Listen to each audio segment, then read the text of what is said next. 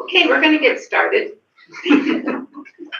And just before we do, I'd like to thank Samantha for all her service. She told me this is her last meeting with us. She's moving on to bigger and brighter things. So thank you for everything you've done.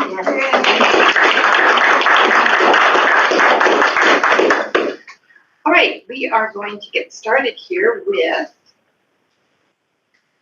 I guess we did the call to order. Opening prayer. Deacon Robert. In the name of the Father, the Son, and the Holy Spirit. The Lord be with you. And with your spirit. Reading from the Holy Gospel according to Mark. Glory to you, O Lord. Jesus came to Capernaum with his followers, and on the Sabbath he entered the synagogue and taught. The people were astounded at his teaching, for he taught them as one having authority and not as the scribes. In their synagogue was a man with an unclean spirit. He cried out, "What have you to do with us, Jesus of Nazareth? Have you come to destroy us? I know who you are, the Holy One of God." Jesus rebuked him and said, "Quiet, come out of him." The unclean spirit convulsed him, and with a loud cry came out of him. All were amazed and asked one another, "What is this? A new teaching with authority? He commands even the unclean spirits, and they obey him." His fame spread everywhere throughout the whole region of Galilee. The Gospel of the Lord. Praise to you, O Lord Jesus Christ. Opening prayer. Lord, today we will contemplate the unfolding of the history of salvation and the events that preceded the foundation of the kingdom of David. Help us to see your hand in these events so that we may realize that you guide our lives too and care for us as your children. One of the overarching themes of the first and second books of Samuel is found in Hannah's song. She proclaims the reversal of fortunes and the way God casts down the proud and exalts the humble. The book of Samuel tells us about the downfall of Eli the priest and the rise of Samuel the prophet. As well, we will hear about the downfall of King Saul and the rise of King David.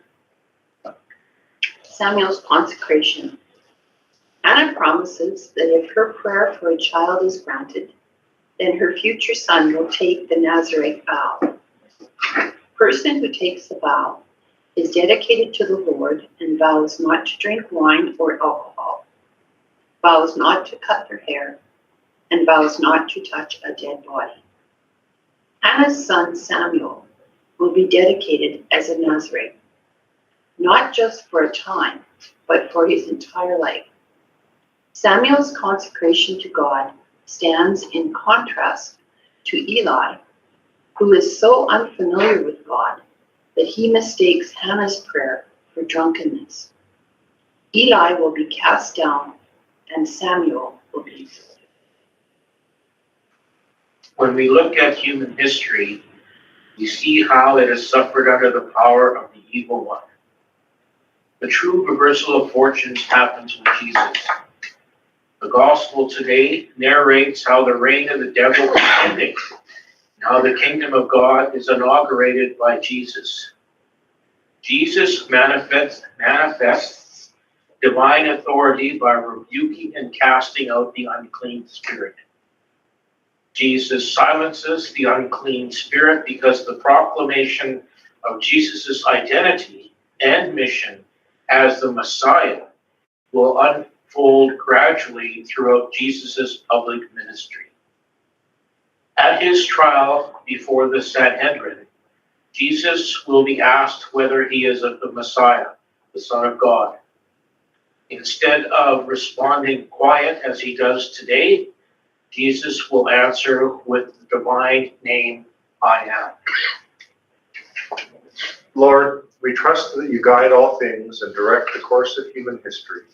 At times it can seem that the evil one has the upper hand. We know that you will humble the proud and exalt the poor. and humble. Help us today to be among the poor exalted to your right hand in glory. Together, My Lord Jesus, may our feet journey together, may our hands gather in unity, may our hearts beat in unison, may our souls be in harmony, may our thoughts be as one, may our ears listen to the silence together, may our glances profoundly penetrate each other, may our lips pray together to gain mercy from the eternal Father. Amen.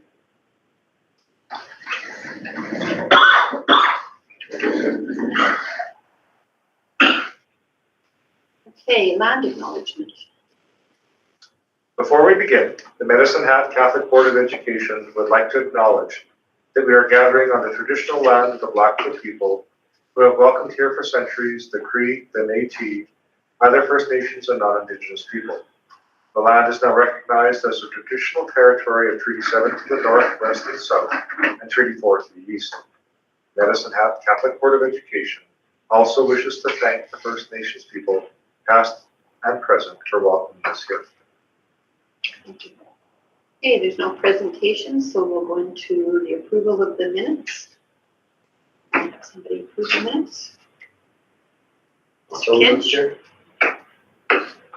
all in favor?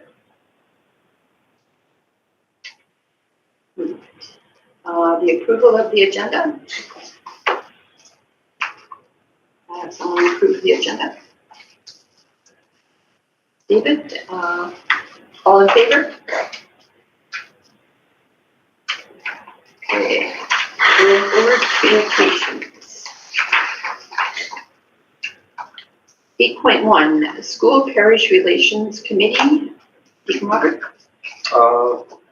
Nothing to report other than we have an agenda setting meeting scheduled for next Wednesday.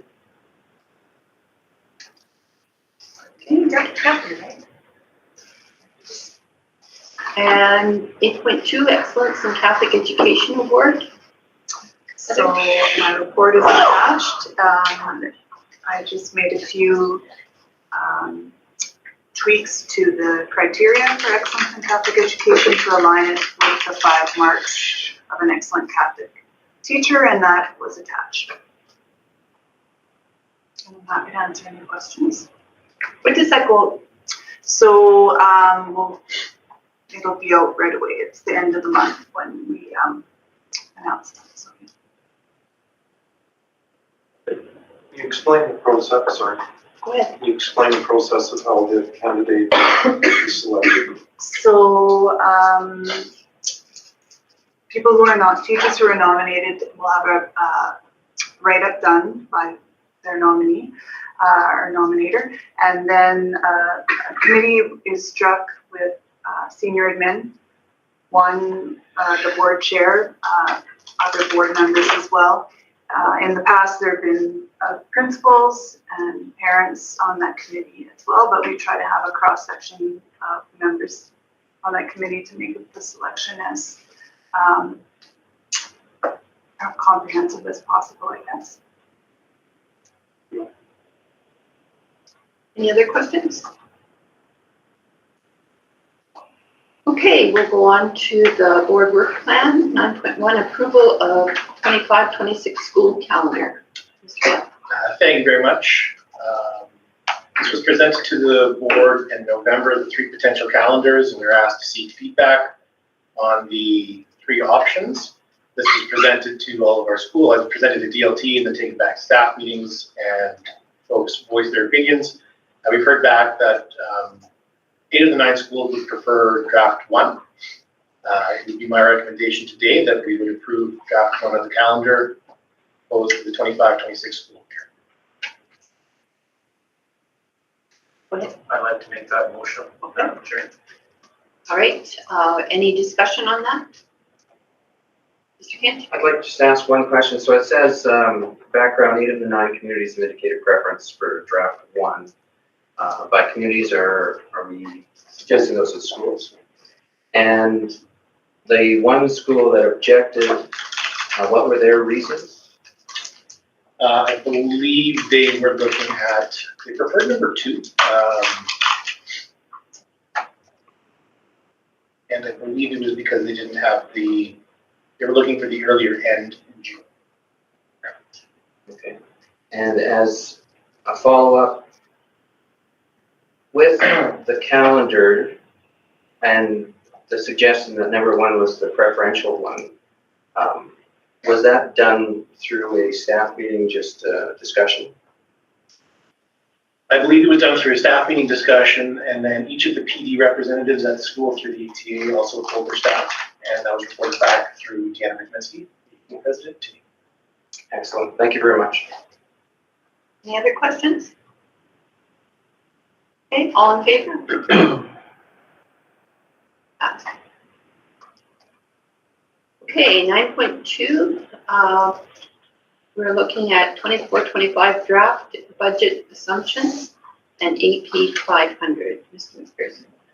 Thank you. So as part of the budget process, one of the first steps is to develop the board assumptions. We've attached the draft board assumptions. They're fairly straightforward. There's the overarching aspect here is that we're using the existing 3-year education plan priorities to develop the budget. And then as part of that, we will ascertain what the enrollment is likely to be for next year, apply any of the mandatory salary increases based on any collective agreement that we have in place, and then build in a fall retreat with the board and school administration, and the expectations that we would have a balanced budget at the end of this process, and that the budgeted accumulated surplus from operations will be after over the last 9 months. Any questions or discussion here? Mr. Marcel? Thanks, Chair. With regard to item number 3, Greg, the transportation RFP, this has been discussed for quite a few years. I'm glad to see that we're taking some action on that. It's been pushed back, and I'm glad to see that it's there again, and that there's a plan to move ahead with that. Thank you for that. And those cameras and GPS, if we were to get a different service provider, we own those, right? How does that work? It would depend on how we negotiate the contract. Ideally, we will build it in as part of agreement where we would own the cameras. That way we can control the footage.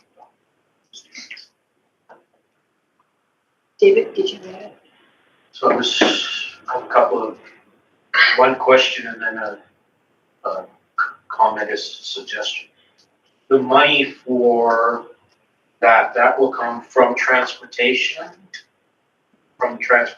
budget. Correct. Okay. And so how much is that? The transportation budget.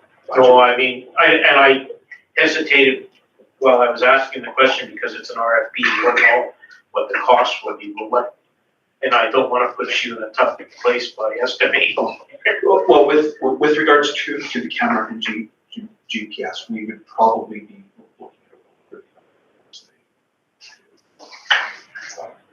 about And then related to number 5, which is good. And I'm sure there are a number of areas in this division where we could probably think of increases for budgets in programming. One that this came to me was, and I'm pretty sure it was the January newsletters from Mother Teresa. And it was talking about their program they have there, and the individual that's been hired to help with their phys ed and how successful it's been. And when I was reading that, I remembered a time, I believe Mr. Calistro was the superintendent.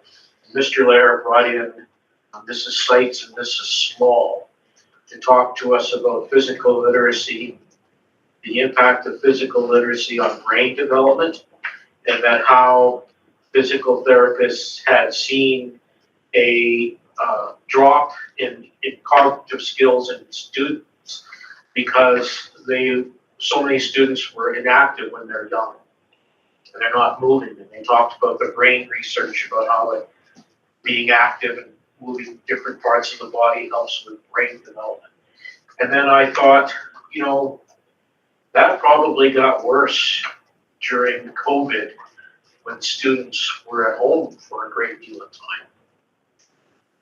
And so I thought that perhaps and I know a lot of people don't get this, but phys ed helps academically, while music helps academically. Second languages help academically.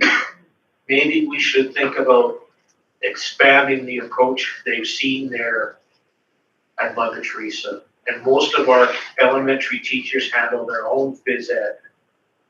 And they're probably not aware of the research. They have limited knowledge about how to introduce more physical literacy. I recently talked to a teacher in our system who shared with me, she said, I have to teach my kids how to hop backwards. These kids in high school don't know how to hop backwards properly. And she has done some research and found a program from the University Calgary School District that does that. So I don't want to make a motion to put this in here, but maybe we can think of expanding the success that we've seen with that individual at Mother Teresa to other elementary schools. I'll just put that out there for consideration. Well, that's a good point. Thank you. Any other comments or?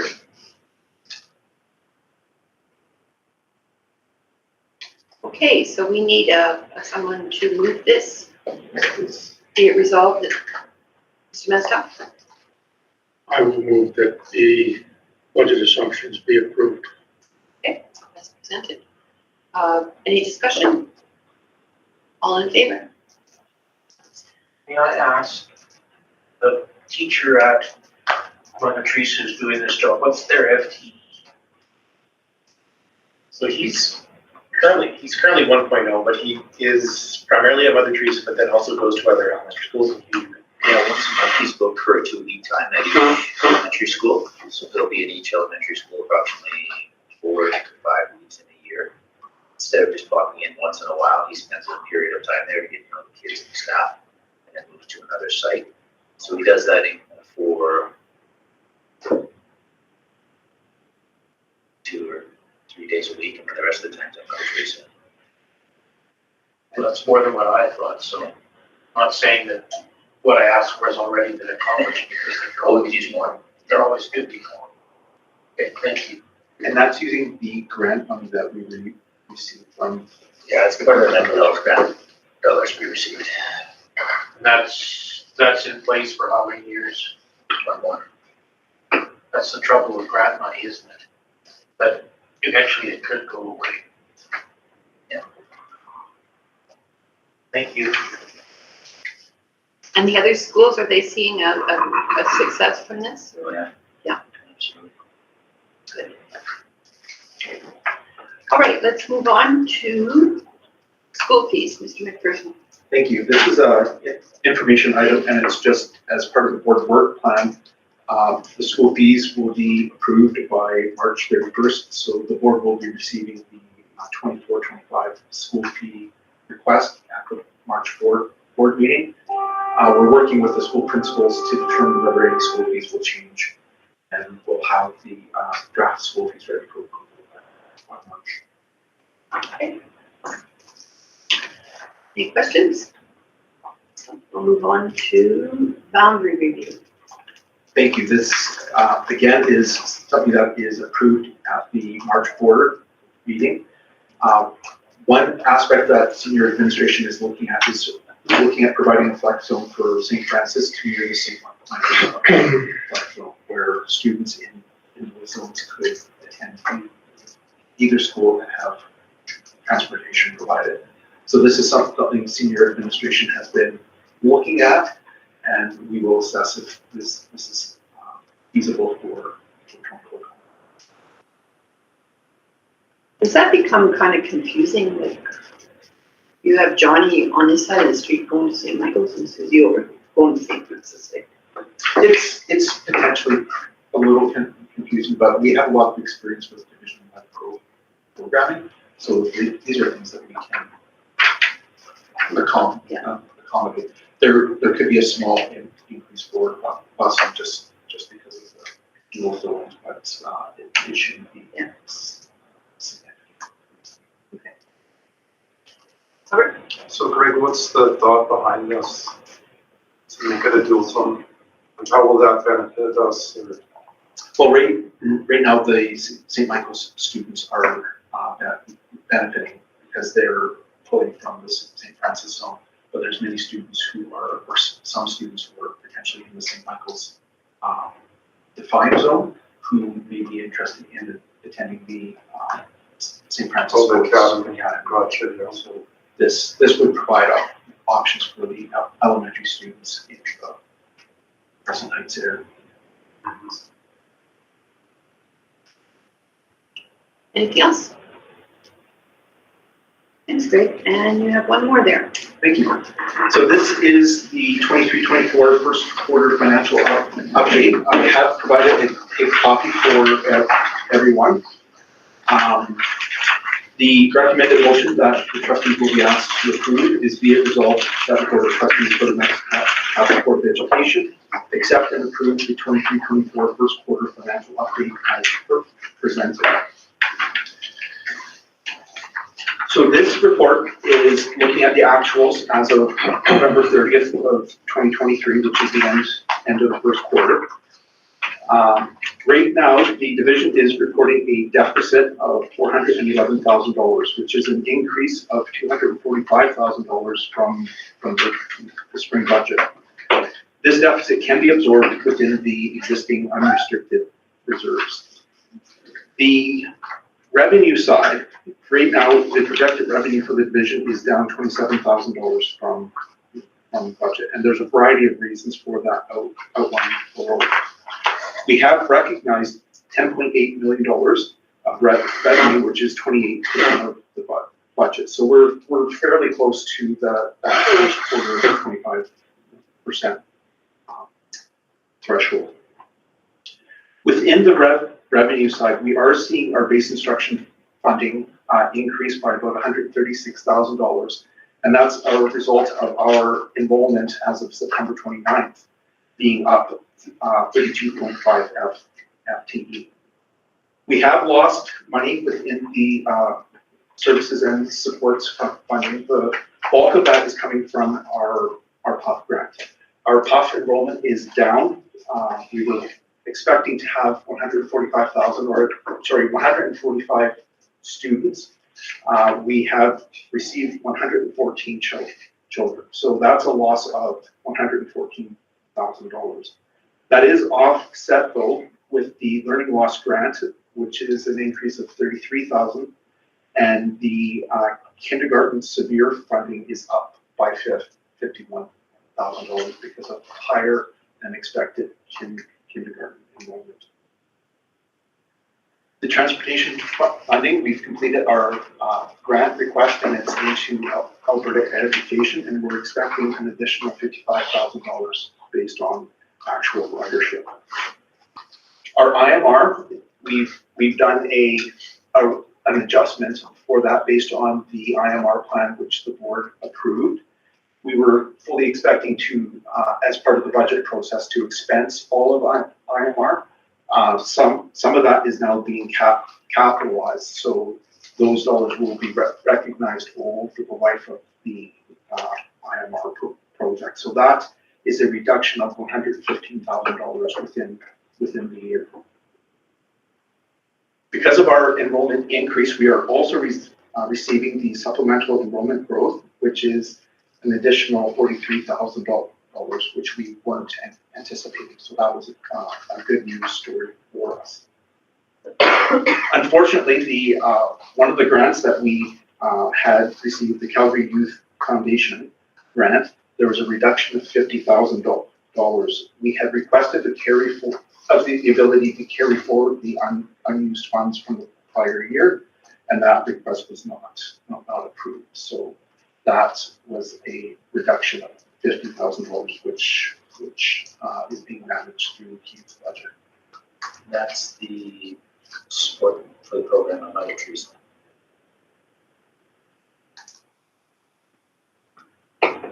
Could you say that again? That's enhanced support for Mother Teresa around mental health. That's the, That physical literacy teacher. well, that's part of it. I'm finding, the other part of it is they get extra dollars to run the ISSP program, so they get extra mental health dollars support for that school So that through money, this grant. so that money didn't show up. It did, we're just not allowed to use, it showed up halfway through the year, so we can't use last year's portion. We get to use this year's portion, and we'll get more next year. But we can't use the portion from last year till the end. Am I right, Craig? That sounds We very. need a whiteboard with No charge. It's It's kind of like, essentially, there's $50,000 that we're going to. sounded like the game they played, the Tiger hockey game with the Tim Horton cups and the donut. Yeah. To figure out where it. Well, in some of the discussions, I can see where that might be a useful analogy. In this case, my understanding is that $50,000 is going to be essentially prepaid to calculate. We have also reduced our international student revenue by about $90,000. The budget was based on 65 FTE, and we're currently projecting a 60 FTE within the fiscal year. The gifts and donations have increased by about $10,000 higher than what our budget was based on. So the net result of all of this is a reduction of $27,000 from budget, which is not significant. On the expenditure side, we have currently spent $10.5 million, which means we have 72.8% of the budget remaining there. So again, we're very close to that 25% threshold that we would expect to see at the end of the first quarter. Within the breakdown of each of the areas, the instruction spending is expected to be higher by $180,000 than we had projected. The bulk of that is coming within the staffing costs. As we previously discussed, we are up 3.58 FTE, certificated FTE from budget. That translates to increased spending of $271,000. Our international ed, because we have fewer students enrolled there, our total expenditure projection is expected to be down by about $56,000. Within the school budgets, there is a projected expenditure increase of $104,000. And there was a variety of changes there. Some of the predominant ones is we've increased the library allocation to St. John Paul II School. So that was an increase of $17,000. We've increased the per student allocation based on the increased enrollment that we saw. So that was an additional $8,000 provided to schools. The higher transportation costs for church trip funding is needed to be offset. So we provided an additional $3,000 to schools to cover the higher fuel costs. As well, we've looked at the international education allocation and ensured that $27,000 was made available to reflect the enrollment at the middle schools as well as the high school. And we provided $33,000 to address the learning loss allocation. So that's a dollar for dollar increase based on the grant that we received for that programming. And we also approved $5,000 for the Notre Dame Academy to address the repairs to the baseball infrastructure at the school. Within learning services, right now, there's an overarching reduction of spending of about $44,000. Within PUF, very specifically though, we're seeing forecasted spending reductions of about $93,000. And most of that is with the result of the realignment of responsibilities at the coordinator level. So that will result in some savings within the PUF program, which is desirable given the lower enrollment that we're seeing within that area. Plant operations and maintenance, our insurance rates have solidified. That resulted in a $10,000 higher premium than what we had forecasted. As well, there was some realignment of custodial time at schools, and that was an additional $12,000 needed to address those pressure points. Within transportation, there was an overall reduction of $11,000 from budget. There was an increase, as we discussed back in June, of $72,000 based on the actual contract that we had with Southland. But we are forecasting a reduction of $10,000 for the fuel escalation costs, as well as savings of $15,000 for excess bus time. So we had forecasted fairly high, and now that the routes are set and we're seeing what our monthly costs are, we decided to recognize those savings immediately. We also saw savings for parent-provided transportation, which was reduced by $58,000, and that was exclusively based on the agreements that we have in place. The school consolidation project, or the Holy Trinity Academy project, we have included the professional fundraiser, and that's expected to be an increased cost of $120,000 within the year, as well as something that we may want to consider and hasn't been included in as part of this projection is using any of the proceeds of donations to cover the costs of the fundraiser. So as we go through the year and see what potential fundraising dollars have been recognized, we'll have to have that discussion to see what to do with those donations.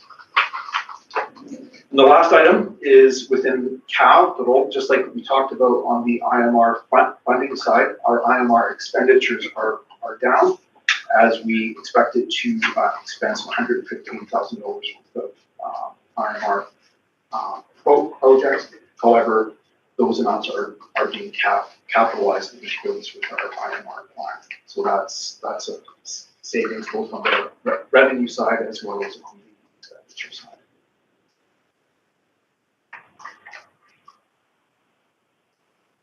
So I will pause there, and if there are any questions, I will answer them now. Any questions or comments?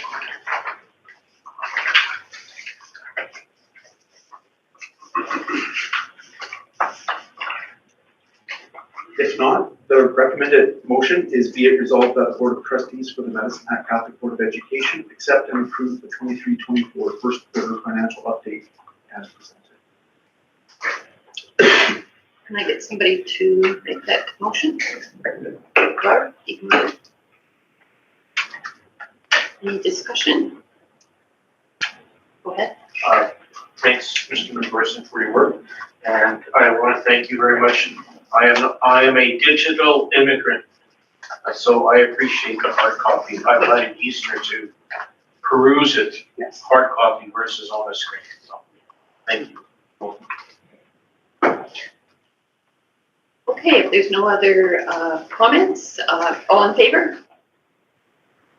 Thank you. Thanks, Greg.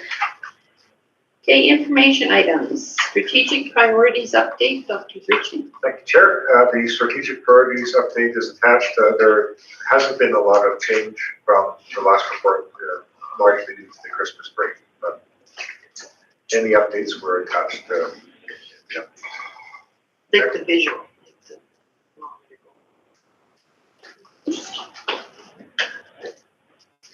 Okay, any comments or besides the visual, it's good.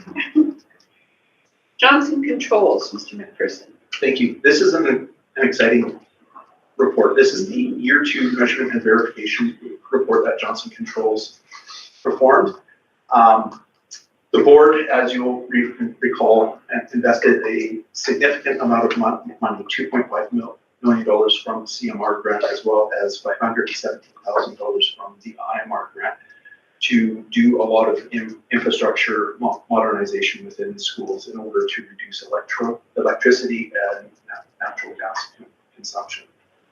And as part of the project, Johnson Controls guaranteed savings, and this report is measuring and verifying that those savings have occurred. So within the report, they are demonstrating that they saved $107,000 in 22-23, which is $18,000 greater than what the guaranteed savings were. So, I think that's been an excellent reduction for us. Overall, there were 603 kilowatt hours of savings and 1,236 gigajoules of savings. And those savings translates to a reduction of 609 tons of CO2, which is the equivalent of 124 passenger vehicles driven for 1 year. So not only are we seeing savings on the operational side, we're demonstrating environmental stewardship. So does that consider the increases in utilities and all that kind of stuff? How do they work that out that we're saving money? Yeah, that's a really good point. So what they're looking at is what the kilowatt hour savings amounts were in project. So regardless of what the utility rates, whether they go up or down, they're basing the kilowatt hours to a fixed rate. Yeah, that makes sense. Yeah, otherwise there'd be too many variances. Yeah. For that. This will be the final measurement. We're satisfied that we are seeing the savings that we promised, and as a result, this will be the final Johnson Controls verification. And in reality, it didn't really cost us to do this, right? This is done on grant money mostly. Yeah, right. So $2.5 million of the CMR grant. This is a win-win. This is actually it's a double win for us, because not only do our students and staff get the better environmental conditions, we're actually seeing direct operational savings. So this is a double win for us. That's really good. You had your hand up? I did. And then Mr. Kinch. This is an amazing report. When this was first pitched to us some time ago, I was excited, but perhaps a little skeptical that Johnson Controlled could predict what our consumption would be after the work that they had done. And for them to go out on a limb and say, if we don't meet the expectation, we will pay you. That's really putting themselves out there. It's a tribute to their expertise, I guess, in the area. So a very positive report. I want to thank, I don't know who was responsible for getting this to the board. I think it was Dwayne, but if it wasn't Dwayne, it was Greg. Again, thank you for bringing that to the board. We're using less energy.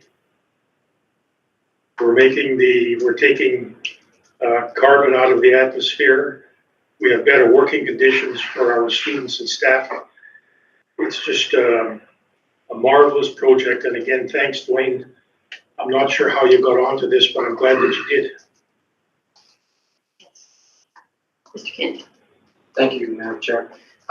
This is really just a question of curiosity. So I'm looking at, I think it's the last 2 pages where it talks about recommendations and improvements. And under the improvements column, it says Mother Teresa implement a night setback to reduce set point to 17 degrees Celsius. Then on St. Francis, it says reduce set point to 22 degrees Celsius. And St. Patrick's set back to 19 degrees Celsius. I'm wondering why there would be a variance in differences. I really couldn't say. Some of those recommendations we are not going to follow.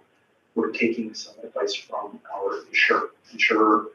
Several schools over the last several years in other jurisdictions have had lower set points, and unfortunately water lines freeze and burst, and the cost of the water damage becomes substantial. So we're ensuring that our set points are set high enough to ensure that there are no water freezes in the event that there's a cold snap. Thank you. And that was just curiosity to see the variance. Yeah. No, that's Mr. Leahy. Excuse my ignorance, this may only apply to the private sector. Do we, as an organization, accrue carbon credits? So we're on a residential model, so we're not under a industrial model. So the short answer to that is no, but whatever plans would be typically available to small business or residential. I was just trying to see if we can make more money. Oh. Selling carbon credits. Yeah, no, that's a good idea. Okay, well, thanks, Greg. And we'll go on to communications. Ms. Ellis. I don't know how I can follow that. My report is attached, just highlighting some February registration communication tools that we used. You might have seen some billboards in town. Those will be rotating for the next 3 months. Schools have open houses coming up, and yeah, we're excited for another registration season. I don't know if anyone has any questions. Any questions? Mr. Leahy? Some new programming we've heard starting at Notre Dame. How will that be promoted? So I'm working with the school to roll it out. Just trying to make sure we're all on the same page for the launch, but it's in progress. Thank you. Yeah, soon. Anyone else? Well, good job. Everybody, good job. Much stuff going on. All right, number 11, approval of board evaluation and superintendent evaluation. We have them back, and they're very positive, both the board and the superintendent. You had a chance to look at them? Were they sent out? We sent them out? They would have been sent out. No. Well, not the. I guess they were. So I know in Go ahead. draft form, it was as you said. Yeah. But I think proper protocol would be that we couldn't make pass it until we've seen the final report. Okay, so then maybe we should put this on till next month and I think that would have it. Sir, Just one trustee though. is there a timeline for this?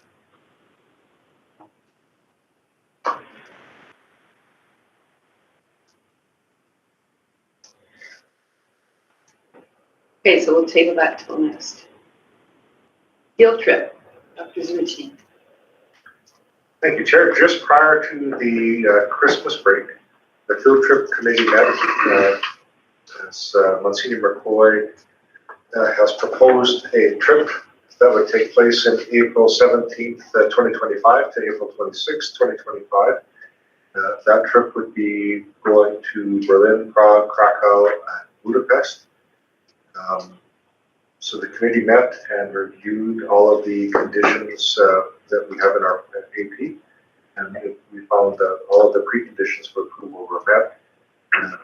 Additionally, the teacher in charge indicated that I think that's during Easter that year, and so she has made arrangements for Mass at one of the cathedrals committee that they'll be at for the students to attend Mass.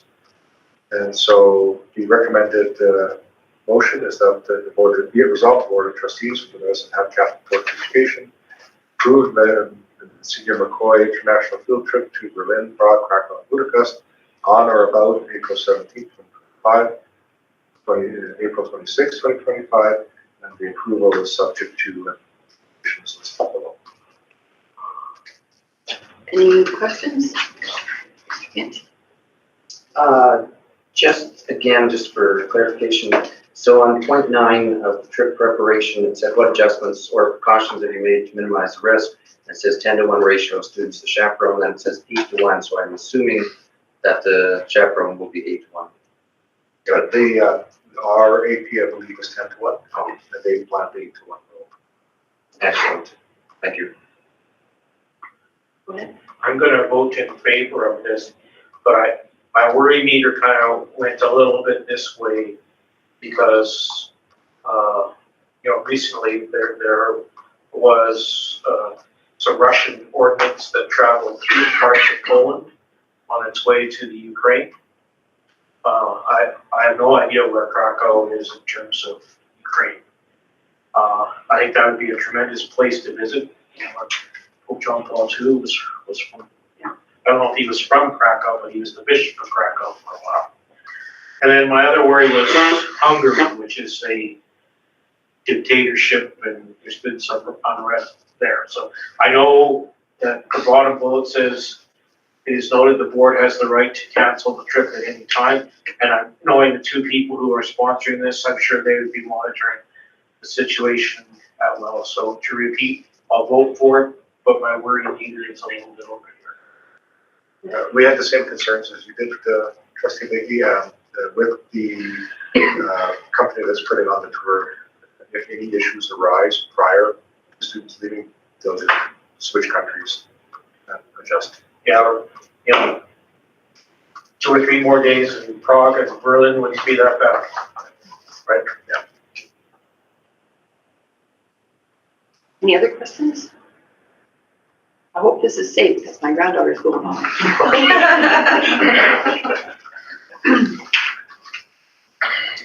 All right, we'll move on to committee reports. Oh, yeah. Sorry. Madam Chair. Sorry, we need a motion for 2. We did that already. Also, move, Chair. Okay, and that's for the field trip. All in favor? Now we'll do committee reports. ATA negotiations, Mr. Mescal. Nothing to report, Madam Chair. Okay, QP, Mr. Deacon Robert. Nothing to report. Teacher Board Advisory, Mr. Finch. No report, Chair. Support Staff Board, Dr. Mr. I can't give him a Deacon Robert. Nothing to report. QP Support Staff, Mr. Leahy. Nothing to report. Our next meeting, I believe, is at the end of this month. Thank you, Samantha. Bye, Samantha. Good luck. Take care. Student Board Advisory Committee, that's me and Mr. Gale. We don't have anything to report. Another one coming up. Yep, should go to Notre Dame. Audit Committee. No report. Holy Trinity Academy update. Dr. Sitchin. Thank you, Chair. The only update that we have is that the January 18th meeting, it's my understanding that we should be receiving a copy of the floor plan for the Holy Trinity Academy that we're able to share out in schools and start getting some feedback from staff and parents and so on. So that'll be the first public share. That isn't written in stone yet. It sort of is, but It's not, of course, it can change, but I think that was the goal to have that available. because schools will want to have a look at it. Absolutely. Okay, any other questions there? Alberta School Board Association, Zone 6, Mr. Mestel. Thanks, Madam Chair. The last meeting was just before Christmas. It was rather a short meeting. There was a presentation made by President Maryland who indicated that they had a meeting with Brian Jean, who is the energy minister. She also outlined that there were changes to the Local Authorities Election Act, and what the changes are, I don't know. Greg, are you familiar with any changes that might affect us? With the Local Authority Elections Act. Elections Act, yeah. There's some potential changes. A lot of it was dealing with how school boards manage elections. I don't think anything has been formally changed yet, but those were That was my understanding, thank you.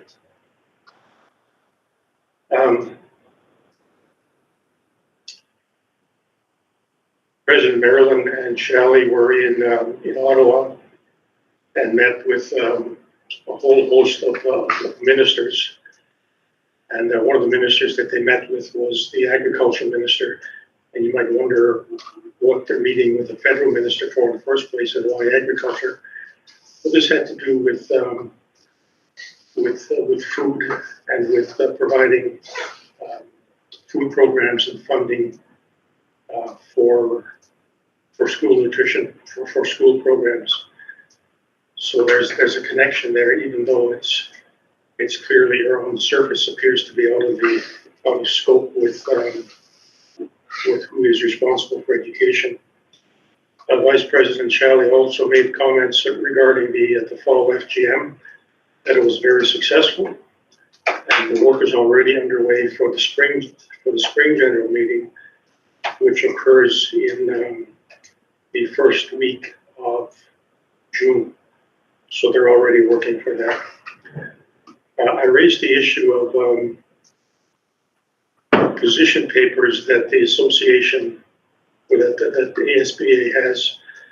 There were a couple of resolutions passed at the fall general meeting that were in opposition categorically to current positions that we already have. And I asked the question as to why, how does that happen? And the explanation was that the one that happened at the fall general meeting came to the ASBA as an emergent item, and therefore bypassed PDAC altogether, and it came as an emergent meeting. And it was the position and the will of the floor of the assembly to debate this. And the motion was passed. Now, I don't remember exactly what the motions were, but we have two motions or two position statements with the ASBA. One says you can't wear red at school, and the other one says you can only wear red at school. There is a movement, or not a movement, there is a plan, rather, to review all policies. Apparently, it's a position of the ASBA to review all policies over a 5-year period. And there is a plan to update that and to eliminate the redundant ones, the things that don't apply anymore at all, and bring to the floor those which are in opposition to decide which one are we going to approve. I said that if we have two position papers, that one says this and one says the other, we really don't have a position on it at all. So both of them are rendered kind of useless. So we need to address that. The next zone meeting is next Wednesday, when it's going to be real cold in Lethbridge. We had the December meeting online, anticipating that December is going to be a cold month, and we had it online so no one would have to drive. Well, we saw what happened. So, but the meeting next week is a hybrid meeting. So if it gets too cold, we can just Zoom in anyway and stay home. But the best laid plans just go down the tube.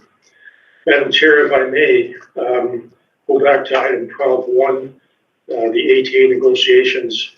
I wasn't aware that I made this report. but this comes from Greg, actually.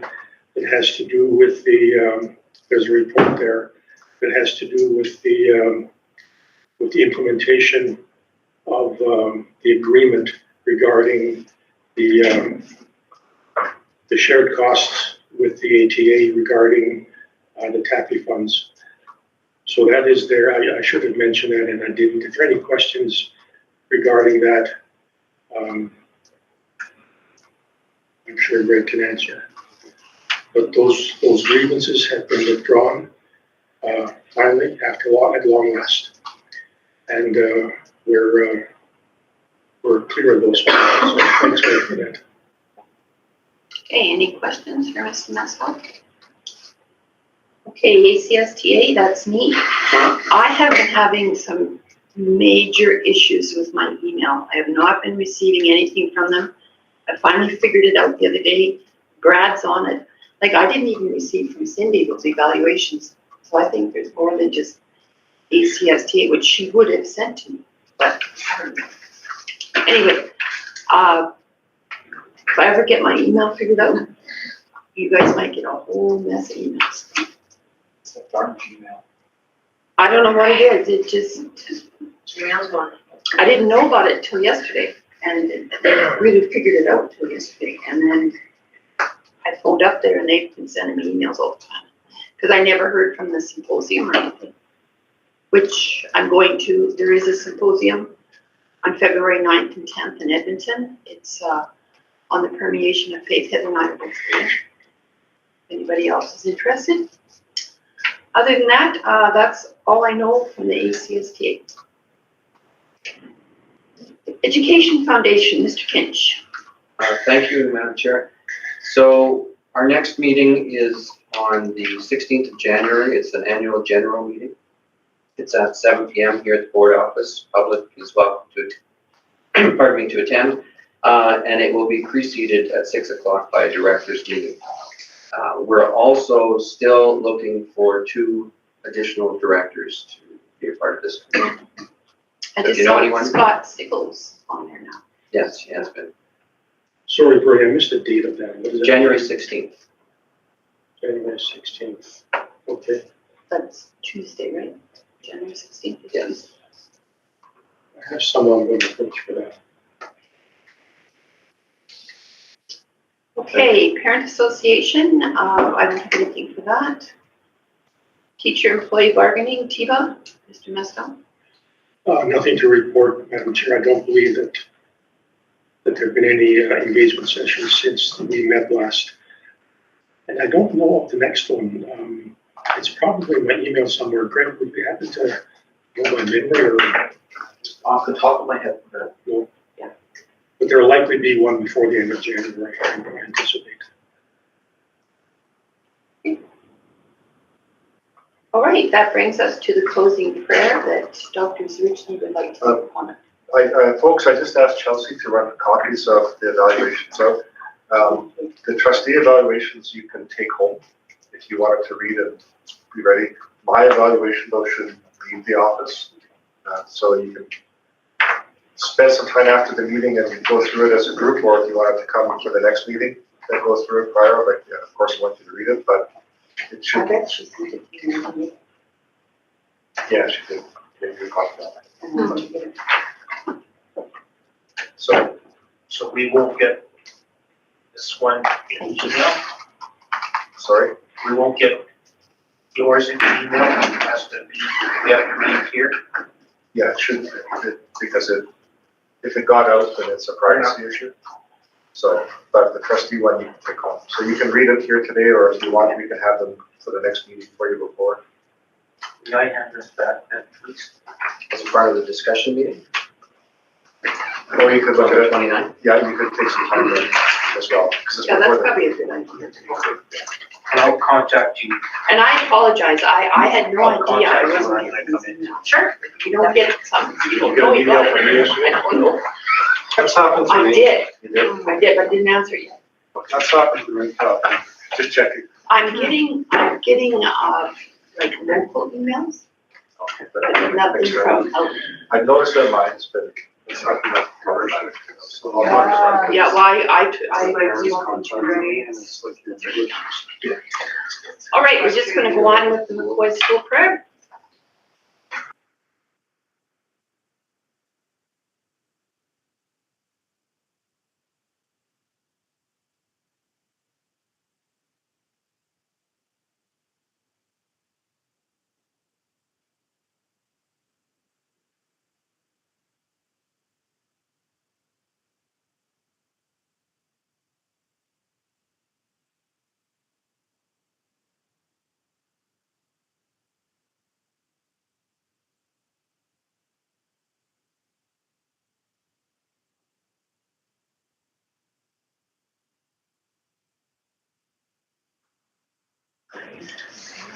Okay, well, Happy New Year, everybody, and we're done.